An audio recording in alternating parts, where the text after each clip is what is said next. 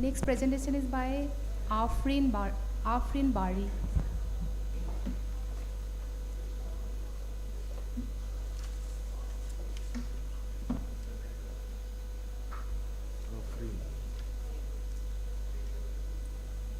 I can't find the name.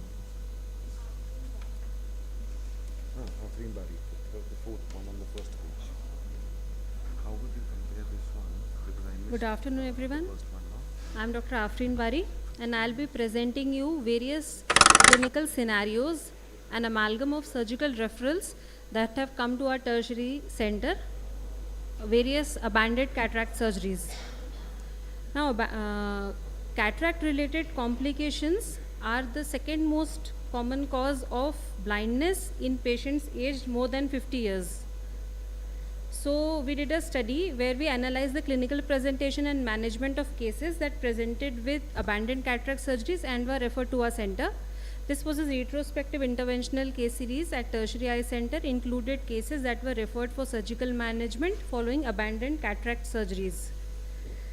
Coming to the case scenarios one by one. The first case was a case that presented with atrophic iris, as we can see here with the arrows as shown here, and the pupil was irregular, and we could appreciate that there was an incision. The surgeon had just made the incision and just come out and referred the patient to a higher center. So likely this was a case of pseudoexfoliation syndrome. So this was later managed by iris hooks assisted phacoemulsification with proper anti-glaucoma cover. The second case was a case of Descemet's membrane detachment with reticular epitheliopathy. This was the presenting feature. As we can see, this is the zoomed image where we can appreciate that there were reticular epitheliopathy, and ASOCT showed that there was a Descemet's scroll. So what we did was, in first stage we just injected intracameral air, and the epitheliopathy vanished and the edema settled down. This is the post-op image, and thereafter in the second stage the patient underwent cataract surgery. The third case scenario was a patient who underwent cataract surgery but did not complain of not gaining any vision after the surgery. So there was some complication which he could not tell, and he was just referred. So it looked like this. There was lens, and behind the lens there was a full retained cortical sheet, which was appreciated on anterior segment OCT, as we can appreciate here. So this patient was managed by bimanual irrigation and aspiration of the cortex, and post surgery he gained vision. The fourth case was a case of brittle cornea syndrome, where the surgeon had no idea that he was dealing with a brittle cornea syndrome. He had just made the incision, and after incision, the incision itself started increasing along the limbus, and he just referred the case with flat AC, and there was lens endothelial touch. So we comprehensively planned the case for deep anterior lamellar keratoplasty and did a simultaneous cataract surgery. Post-operatively, the AC was formed. This was another case where the surgeon had just referred with stromal edema. So, and the wound was open. So as we entered the wound, we could appreciate that there was a scroll which was coming out. So likely this was the scene. As we went in, the Descemet scroll was coming out. So using microscope integrated OCT, it was appreciated, the Descemet scroll could be appreciated, and an auto DMEC was done. Intracameral air was injected after ensuring that the graft was in correct orientation. So from presentation, hand movement close to face, the patient reached to 6/6 with a clear cornea. I've added few videos. This was the case of Descemet's membrane detachment, where with the injection of intracameral air, we appreciate that the Descemet's membrane has attached due to the pressure from the gas.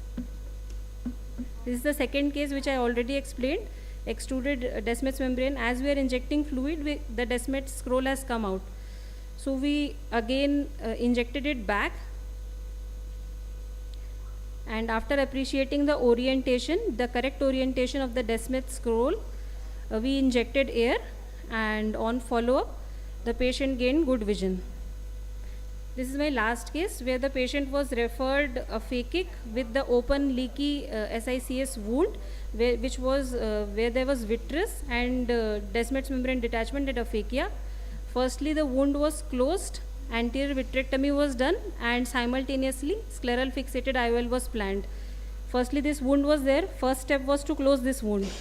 So this wound was closed, an incision anterior to it was made, and a 3-piece IOL was made after making the scleral flaps. So to conclude, a thorough preoperative assessment is very important, along with early identification of any of the intraoperative complication, along with timely referral by the primary surgeon. By the second surgeon, it is very important to act apt and prompt to improve the visual outcomes. Thank you. Very nice presentation. In all your cases, you could manage DMD with air? Yes, sir. You didn't need any expansile gas? So we did use SF6 in certain cases, it was preferred.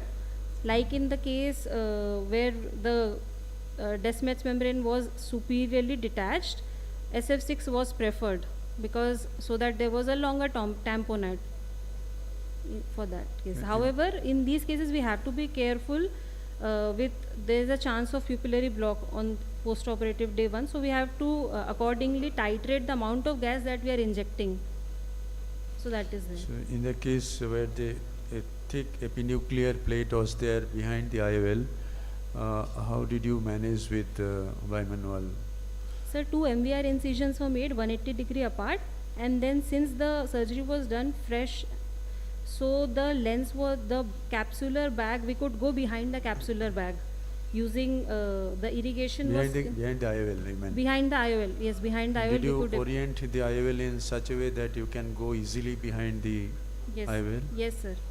The aspiration aspiration was there behind the IOL, and the irrigation was there anterior to it, so that we could maintain the balance in the anterior chamber. Good. Thank you very much. Thank you, sir.